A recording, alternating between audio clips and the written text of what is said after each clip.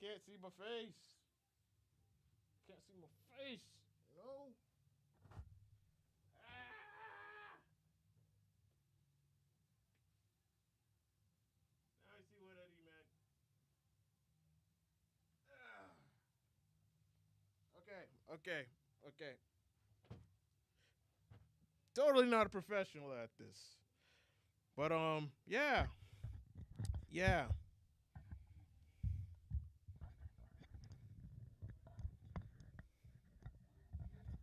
Can I adjust the mic this way? I think I could. Yes. Hi. Hello. How's everyone doing this fine and lovely evening? Okay, I can hear myself on the headset and whatnot. I just try to tone out the outside noise, but thankfully on this podcast you don't hear it, so that's a good thing. Oh, where do I begin? Where do I start? Let me stop the music. First off, I just want to say, hey everyone, thank you guys so much for introductions. In three, two, one. What is going on, everybody? Episode 128 of the South Florida Gamers Podcast. I am your host, Silverback Senpai. Tonight, it is just myself in the studio. Waluigi had other important matters to attend to, so unfortunately he couldn't make it here tonight with us. But he'll be back on the next one. But it's just me. I got some stuff I want to get off my chest. This is just new that just came, and I want to go over it. So let us begin and start the show with this. Microsoft raises the price of all Xbox Series consoles. Xbox games confirmed to hit $80 this holiday. We understand that these changes are challenging. Microsoft is raising prices on Xbox by a lot. In an announcement today, the company said it will be raising prices on Xbox consoles, controllers, headsets, and some games. The price hike for consoles and accessories kick in today, May 1st. And while game prices will stay the same for now, we should expect to see Xbox charging $80 for new first-party games around holiday season. The price hike are taking effect globally with the expectation of headset prices, which are only going up in the US and Canada. So, going forward, here are the expected prices of various Xbox consoles and accessories in the United States. So you got the Xbox Series S, the 512 gigabyte, from $380 to it is now going up to $380 from $300. So $80 markup. The Xbox Series S, 1 terabyte, it is now going to be $430, coming from $350. And the rest. So y'all can just, screenshot that part right there. Just read it on yourself. You can see these challenges. You can see other price changes by region on the official Xbox announcement page here. Microsoft issued IGN with the following statement as to why the price increases were taking place. We understand that these changes are challenging, and they were made with careful consideration given market conditions and the rising cost of development. Looking ahead, we continue to focus on offering more ways to play more games across any screen and ensuring the value for Xbox players. Though we don't know yet which first-party Microsoft games will cost $80, we can guess the lineup may include the next mainline Call of Duty, the new Fable, which was recently delayed to 2026, the Perfect Dark reboot, In Exile's Clockwork Revolution, Rare's Everwild, which Microsoft gaming boss Phil Spencer recently checked out, the Coalition's Gears of War E-Day, motherfuckers, Hideo Kojima's OD or Undead Labs State of Decay 3. Psychonauts developer Double Fine is also working on a new game. Microsoft has an Xbox Games Showcase 2025 as well as the Outer Worlds 2 Direct planned for June, where fans will no doubt find more. This is the first time we've seen a price hike on Xbox Series S consoles since it launched in 2020. 5 years ago. Keep that in mind. With the company committing to maintain existing prices back in 2022 when the PlayStation raised the prices on the PS5. However, Xbox raised the price on the Xbox Series X in 2023 in most countries, but not the US because it's the strongest. And it has raised prices globally on Xbox Game Pass multiple times now. Can I scroll down?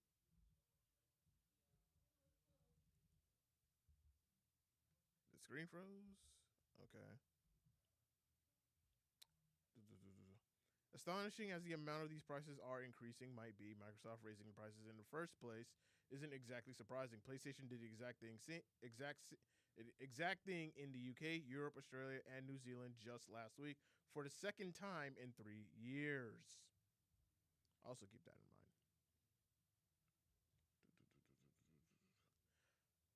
And the entire industry has been discussing and gradually implementing price increases for over the last few years, with AAA games prices jumping from 60 to 70 in the last 5 years, and Nintendo going with $80 for upcoming Switch 2 exclusive Mario Kart World and some other Switch 2 edition games. The Switch 2 itself recently revealed to be launching at $450, a price that drew criticism from Nintendo fans, even as analysts admitted such a high price was likely inevitable amid current economic conditions.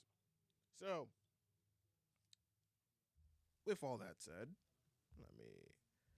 I have a couple of thoughts, and that is Xbox, Microsoft. When it comes to the console race with the PlayStation 5 and the Nintendo Switch, and now Nintendo Switch 2 coming out this year, why would you increase the prices of your consoles when you guys are not selling that much? Y'all not selling that much. If we're gonna be honest with each other, you know, the Xbox consoles are not selling as much as they should or as they would in 2025. There's honestly no reason, there are reasons to get an Xbox, but compared to the competition, especially the PC platform, what reason is there to get an Xbox at this point? Like, and this price hike for your games, especially your first party games, all I see is Game Pass going to become even more of a lucrative option for gamers who cannot afford to drop $80 on a first party game, a first party AAA game at that, because as we've seen throughout the years, AAA gaming, especially in this era, it's been kind of ass, okay?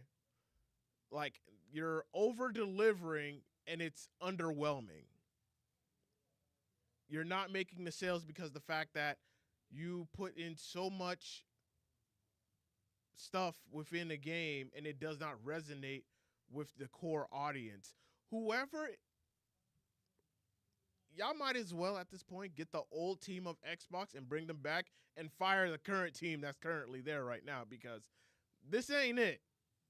This is not it.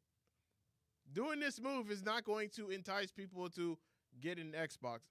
For me, especially here at the venue, I do want to get some Xbox consoles for the free play section of the arcade. I do want to get at least maybe 2 at the best. Nothing more. But brand new, especially with this price hike, forget that. I will go to a pawn shop and then just buy an Xbox Series S for the low for about $250 and just call it a day and just put Game Pass on it and I'm good, Because ain't no way in hell I'm finna go out there, drop $80 on a first party game that is not going to deliver an experience that warrants the price tag of $80. Most of these $70 games feel like they are not worth $70. If anything, they are worth $60 at best.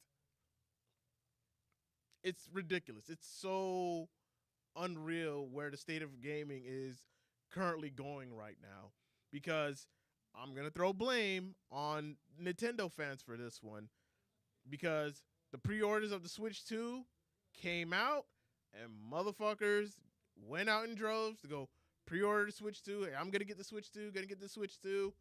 And I'm pretty sure y'all also pre-ordered the new Mario Kart World game along with it because that game is selling for about $80 as a standalone. But if you get the bundle, it's about $500. As myself and Waluigi, we've had the conversation before about the Nintendo Switch 2. And I'll say it again. I have no problem with the current price of that console. I have no, because if anything, it is a base PS4 on the go. And for those that remembered how much the base PS4 cost when it came out in 2013, it was $400. So you add on an extra $50. Okay, sure. Now you can, take it on the go. You can dock it, play it. It also has, additional features. Okay, $450. I'm not knocking that. But the $80, $70 games, bro, no. Especially when you have games that are old, like Breath of the Wild, and you want to sell it for $80. I'm sorry. That's a ripoff. Nintendo fans, y'all fucked up by pre-ordering this shit. Because the only way the game industry can change in our favor is if we don't buy this expensive garbage that these gaming corporations are putting out there for us to buy. Y'all go out and buy it in droves, and then they're gonna be like, well, if people are dumb enough to go buy it at this price, then we might as well follow suit. You feel me?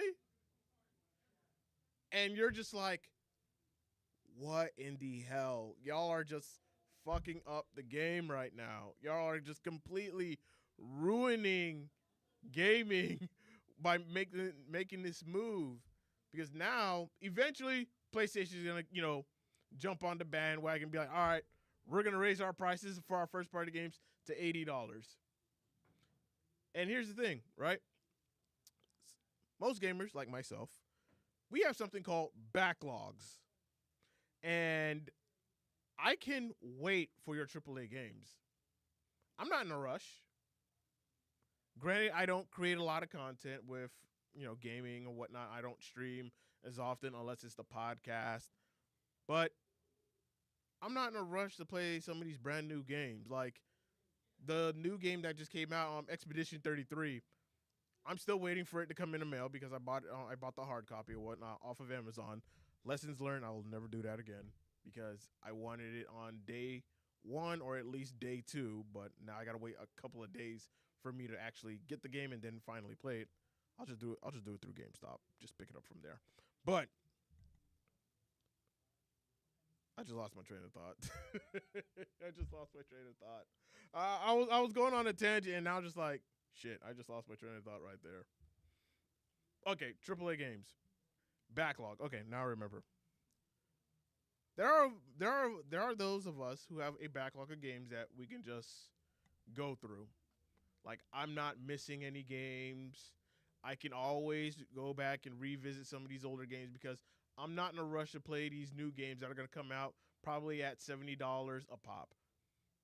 I will wait until it goes on sale for maybe $10 or $20 less, and I'll just pick it up right there. Granted, yeah, that's going to affect the game sales and possibly and potentially a sequel to this game, but if you sold it affordable, like $60, like you can't go wrong selling a AAA game at $60. You can't go wrong.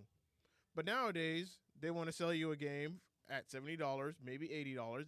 Eventually, it's going to be $80 or be like Nintendo, $90 for a physical copy of a game. And you don't even get a lot of content with it, or they just jam-pack so much shovelware bullshit content that is just like completely useless. Like a bunch of fetch quests here and there, a bunch of drive here, drive there, drive here, drive there. It becomes like a bunch of repetitive nonsense within the game, and they like to call it content. It's like you're doing the same thing, probably in different scenarios over and over again, and they like to call it content. And but wait, we're also going to charge you DLCs. We're going to give you some season passes and things like that. And if you buy the season pass bundle, it'll be a lot cheaper on you on the long run. So now you're going to end up having to spend over $100 and something on. And this is only here in the United States. I can only imagine places like Canada, which is even more expensive. The UK, oh my God, it's just this gaming generation suck. I'm sorry, this gaming generation suck a lot. My throat's getting dry. Hold on. I gotta grab my water. Should have grabbed me a new bottle if I was gonna talk this much. This gaming generation sucks. You have a bunch of games, especially first party games from PlayStation, that just were, I'm not gonna lie, were mid at best. A lot of them were mid at best. A lot of them were remasters and remakes. I just feel like, yeah, there are new stuff, like new IPs. Returnal was one of them. Played it, didn't feel, I wasn't feeling it. I returned the game. I wasn't feeling it. Cyberpunk 2077 or was it? Yeah, 2077. You have the PlayStation 4 version and PS5 version. We already know how that game went.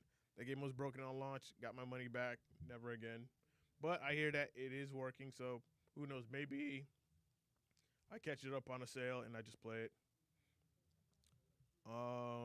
Ghost of Tsushima, same thing. Now you have Ghost of Yotei. That's gonna come out. Guarantee it's gonna be $80. They're gonna jack the price on that. And of course, it's been announced to come out in October. Lost Soul aside, that's $60 game. I'm getting that, but they delayed the release of that game all the way to, I believe, August. I'm still gonna get the game. It's a $60 game. Hopefully that price stays the same. I will pick it up day one. I've been waiting for that game for years, and finally, it's coming out. Doom: The Dark Ages, $70 game. I'm like 50-50 on whether or not if I'm going to drop the $70 or wait until it gets cheap enough to where I'll just buy it at $60 and just call it a day. Because once I play the campaign and beat the campaign, all right, take the disc out, put it in my CD case, and I don't look at it again for the next couple of weeks or maybe months, or I let my brother borrow the game. Black Myth Wukong, fantastic game. Great IP, loved it. Stellar Blade, loved it. Spider-Man 2, it was all right. Wasn't the best. Wasn't better than the first, but it was all right. Trying to think of all the other. I should have brought my CD case, but again, this was on just new information as I came here to the studio, and I was just like going over it. And I'm just like, bro, this is ridiculous. Why in the hell is Microsoft now wanting to, jump on the bandwagon and be like, all right, we're going to increase the prices of all of our Xbox products, the consoles, the controllers, everything going up, the headsets, everything. Just like, you guys are like dead last in the console race. You guys pretty much gave up the console wars because of Microsoft. Because Microsoft stopped innovating, they stopped competing against PlayStation or against Sony. They just waved the white flags and be like, F it. We're going to make our games accessible on PC so that way we can make a lot of software sales. But yet again, in previous episodes, I've always said like Microsoft always has a track record history of whatever that they get themselves into new. It typically doesn't last long, and then they just pretty much just give up, like Skype, Windows Gaming Live. There's a whole bunch of others. Start GG, they gave that up. Like anything, the cellular phones that Microsoft got back into, Windows Messenger, they just stop innovating. They just stop competing. They just be like, all right, we just give up. Like, we don't want to go any further. And I'm just like, if you had kept the fight, even though you took the biggest L in 2013, now you have this new console. If you had just kept the fight, continue to bring out banger games, continue to make it worthwhile to own an Xbox. Now, here's the thing: it's subject. What I'm saying is subjective. If you enjoy your Xbox, you love your Xbox, you love the games that you play on the Xbox, don't mind my opinions or whatnot, because for me, as I said, I don't see the reason for me to own an Xbox anymore. I just don't. The motivation that I had like 10, 15 years ago to own one, especially during the 360 era, yeah, it was definitely worth it. Now moving forward, Xbox One, it wasn't worth getting one. And then now Xbox Series S and X, it's definitely not worth getting one. Hey, Dan in the chat. The price hike is not it, bro. Genuinely hate it here, not gonna lie. Yeah, I hate it here too. I definitely hate it. I definitely hate the fact that gamers are now having to suffer these prices of this price hike. But as I said before earlier, that one, many of us gamers have backlogs of games to go back and play. So we'll be occupied for a long period of time, to the point where most of these super expensive games, they're gonna end up slashing their price so that they can get people on board. So that way they can make their sales and be like, yeah, we're not.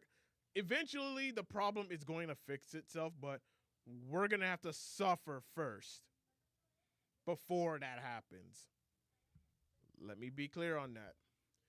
With these game prices going up and whatnot, especially with the consoles, especially these first-party games, yes, we want these games to be affordable. Like $60 it always should be the baseline price. And if you want to go even lower than that, like $50, $40, that's fine too. I'm actually okay with those prices, because I'm more than likely going to buy your game day one versus me trying to feel maybe a little bit iffy or I don't know on this $70, $80 game that got no demo, no beta, nothing. You don't even know what you're going to get yourself into. I would say the last game that I bought $70 day one was Monster Hunter Wilds, and that's because I know the kind of content and the kind of experience that I'm going to get with Monster Hunter, especially after putting over 300 hours in Monster Hunter World on the PS4. So I already know the kind of experience I'm going to get. And Capcom did not miss with Monster Hunter Wilds. I do enjoy the game, and I still play the game to this day. But continuing off my point, we're going to have to suffer for a while. Us gamers, we're going to have to suffer for a while until we learn our lesson to not give in to these corporations. Because, yeah, they're going to wave that shiny little item in front of our eyes, and we're going to be ready to open our wallets to them and give them money, so that way we can have whatever that they're trying to give us. And it's always going to be something that they know we're going to love and enjoy. For me, the only game that I'm definitely looking forward to buying day one, even if it costs $70, well, I'm not going to buy it day one, but it is a game that I am heavily anticipating, is the new Battlefield game. I can't speak on the pre-alpha because I am currently in the pre-alpha, so I can't speak on my experiences. But I will say that I'm not buying the game day one because of how badly I was burned after Battlefield 2042. But all that aside, us gamers, we're going to have to suffer for a while until the problem corrects itself and the games industry finally makes a U-turn to go right back to where it was, where you give us good games, you give us good quality games. On top of that, especially at a very reasonable price. Most of these AAA games, most of them suck. I ain't gonna lie. Most of them suck. You get bored with it. There's hardly any replay value. And the thing that you notice is that there's a lot of monetization. Like, hey, get this, get that, buy this, buy that, limited time only, so on and so forth. So Us gamers, we're gonna have to suffer for it because we have other gamers within this community that are in it for themselves, and of course, you have the right to be selfish. But what it does overall, that selfishness, what it does overall, is gonna hurt everybody else because we want to play some good games at good prices to have the best experience. And now with Microsoft going this route because they see Nintendo doing it, as I said, it won't be long until Sony does the same thing. It won't be long until Sony decides, all right, we're going to now raise the price of PlayStation Plus.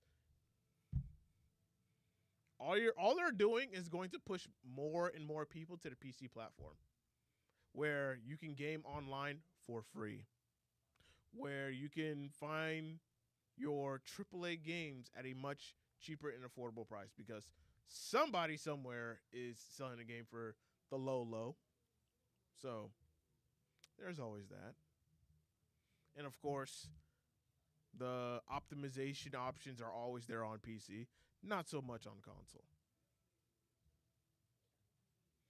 I should definitely have like more water bottles next time because my throat is like drying up. Throat's drying up, but Microsoft is definitely dropping the ball on this. And as I said, it won't be long until Sony does the same thing. This gaming generation suck. There's already talks of the next PlayStation, the PS6, coming, even though I still feel like we're still in the early stages of the PlayStation 5. Like, we're slowly getting into that mid stage. Like, we're still waiting for the greatness from PlayStation because most of these AAA games now are taking, what, 5, 6, 7, almost 8 years in development to finally come out. And by then, the industry has pretty much shifted or changed in a way where it was once a good idea back then. Now it ain't it. Just like this next topic that I'm going to talk about. Let me just pull it up on the screen once it finishes loading.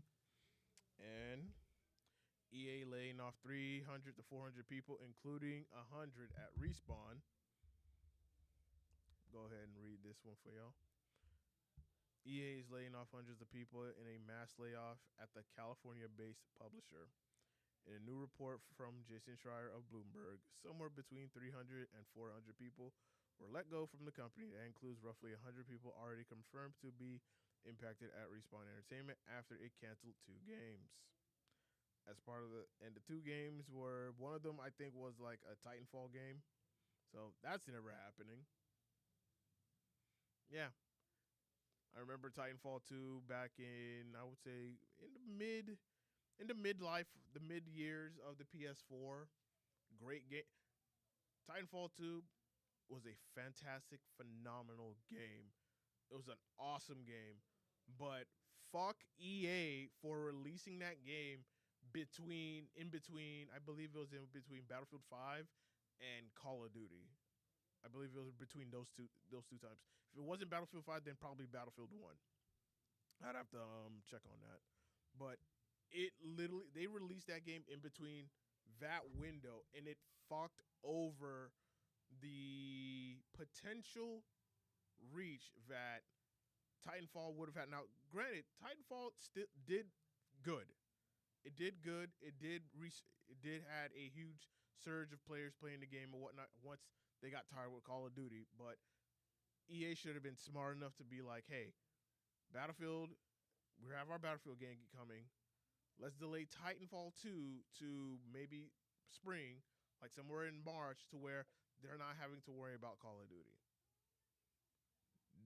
The motherfuckers who were in charge, they didn't do that. They literally put Titanfall 2 out to die. Yet the game is still being held as one of the greatest first-person shooters, and it was a platform first-person shooter on top of that of all time. Granted, yeah, you could play it on console now, but you know the servers are hacked, so good luck on trying to find good games. But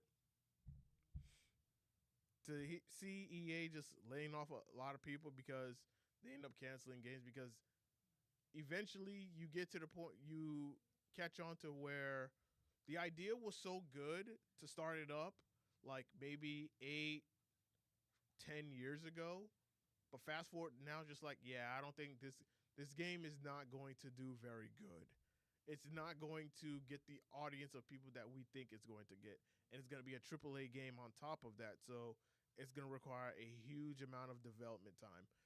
Can we just go back to the days where for game sequels or new games coming out, it probably took maybe like 3 to 5 years?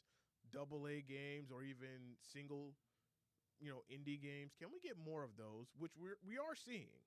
We are seeing more of that slowly being on the rise and getting the appreciation that it definitely deserves. And I have that feeling that if the game industry does crash, the first victim is going to be AAA games.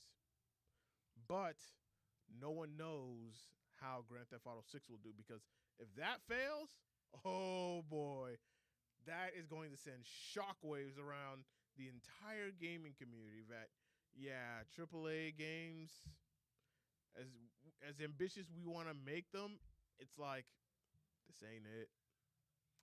This ain't it. We need to go back to the drawing board.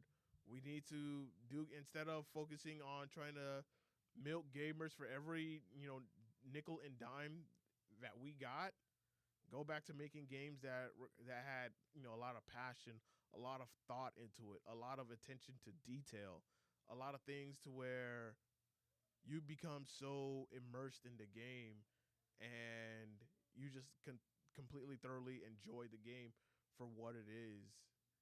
Like, we need more of those games. And sadly, we're not seeing that with big AAA games. We're seeing that with AA and single A games, indie games. So EA doing this, as I said, I'm not surprised. In 2005, over 2,000 known jobs have been. I'm going to read this part. In 2005, over 2,000 known jobs have been lost. Nearly 60 companies in the games industry. Insider Gaming has made multiple attempts to contact EA for clarification on the layoffs, the studio impacted, and more. As of publishing, no response has been received. It's not looking good. And this next article coming from Insider Gaming, one of EA's canceled projects was an extraction shooter set in the Titanfall universe. Like, as I said earlier, like, the idea was probably good to do like an extraction shooter, or any idea that was brand new that came out and then it just blew up in success. It probably may not work now because people's interests change over the while, or sometimes it's best to circle back, go back to the beginning, and try to, what? Hey, let's bring this idea concept back that was so popular back then. Let's bring that back and make it new. Games like Helldivers 2 that came out last year, $40 game, by the way. And I believe it was a AAA game, if I'm not mistaken. $40 game, had a huge success, and it brought back one of the best feelings of playing a third-person shooter, and that is PvE, playing with your friends, playing with your buddies, and having one hell of a time. Like, games like that. We need more games like that that have a lot of passion put into it. And we see that passion, and we love and enjoy the passion so much that you have people cosplaying as these characters from Helldivers 2, doing the emotes, the quotes, things like that. You want that from your game. Like, how often do you see, unless you go to conventions, of course, people cosplaying? Okay, you do. You do see people cosplaying characters from AAA games. I was gonna say that you don't see characters cosplaying as characters from not cosplaying characters from AAA games, but I'm wrong on that because I have seen it a lot. So I'm wrong on that thought. But back to this article. One of EA's canceled projects was an extraction shooter set in the Titanfall universe. According to a report, the extraction shooter project was set in the Titanfall universe under the codename R7, but wasn't close to being completed. As for if an extraction shooter in the Titanfall universe would have been successful or not, never be known. But presumably, the move was trying to follow a similar path to Apex Legends and its foot in the Battle Royale, which was also set in the Titanfall universe.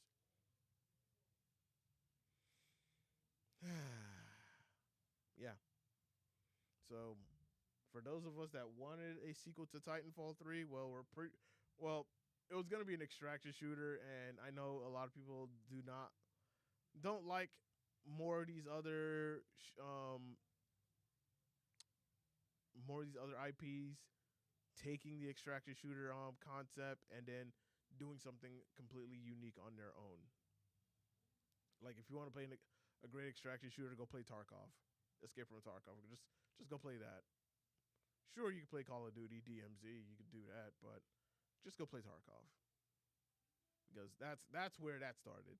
Same thing when it comes to the Battle Royale. Of course, you can play PUBG, but there's also Fortnite. And other gaming genres, gaming series, also try to emulate that formula of Battle Royale games. We've seen it before. We've been down this path. And we've seen how many Battle Royale shooters came and left. And the only ones that are still, staying or still relevant, of course, Apex Legends, you have Call of Duty Warzone, Fortnite, and then, of course, PUBG. I would say those are the only 4 popular known ones that are still left in the genre. Everything else is just like, what's the point? Same thing with extraction shooters. You might as well just play Escape from Tarkov. Like, people want unique experiences, unique games. That's just going to give them something completely different compared to the rest of the competition. Just saying. And speaking of games with passion, Claire Obscure Expedition 33 sales surpass 1 million units. Publisher Kelper Interactive and developer Sandfall Interactive have announced that the sales for the recently released turn-based RPG Claire Obscure Expedition 33 has surpassed 1 million units. It achieved this within 1 week of its release. Can I just I just have a question. Ubisoft, Assassin's Creed Shadows, why couldn't y'all do something like that? Why couldn't you make an announcement that, hey, your game sold, 1 million units? Instead of saying, oh, we have 1 million players. Like, we know what you're doing. Like, don't play word games with us. Just be honest. Like, yo, your game did not sell 1 million units. It's okay. It's okay. Just be honest with your consumer base, because saying, oh, we now achieve 1 million players, like, that's nothing. That could be people who used to play Assassin's Creed, but they no longer play it no more. And you just count that as a metric. Like, stop, Ubisoft. Like, stop. Like, why couldn't you do something like that? Just say that, hey, our game sold 1 million units after a few days of launch. But they didn't. The journalists who wrote the article saying that, oh, it had 1 million players or whatnot, they didn't mention how much it sold. But Claire Obscure Expedition 33 is telling you in bold letters that, hey, our shit sold 1 million units after a couple of days after launch. If your game sold 1 million units, brag about it. You're going to brag about it. Ubisoft didn't do that their first week. I just find that funny. So, Claire Obscure Expedition 33 launched on April 24th for the PlayStation 5, Xbox Series, and PC via Steam and Epic Game Stores. Pre-orders for the game are available now. The game is also on Xbox Game Pass. The game details, yada, yada, yada. So, the game sold well. A lot of talent behind the game. I'm hearing nothing but great things about it. And I can't wait for myself to finally play the game when I have the time to do so. But enough of that. I do want to talk about the new Battlefield 6 game. And I know I'm just like rambling all over the place or whatnot. Because I just have like a lot of thoughts about like the whole Microsoft thing still bugs me. But Battlefield 6. As I said, I'm in the pre-alpha. I can't speak much about it, but I will say here's what I would love to see when the game is fully polished and done and it's ready for launch.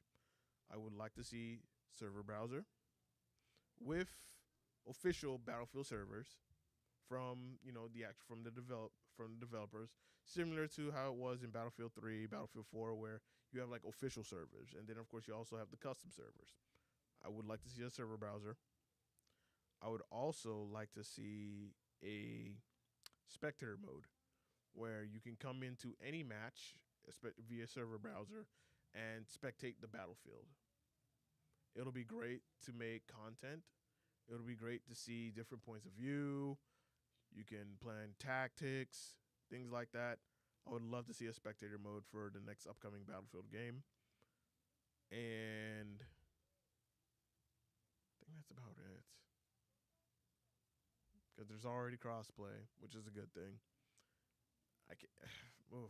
I cannot wait for. I can't wait until the NDA is up where I can actually talk about the Battlefield Alpha. I can't wait. So that's where I'm gonna leave it at.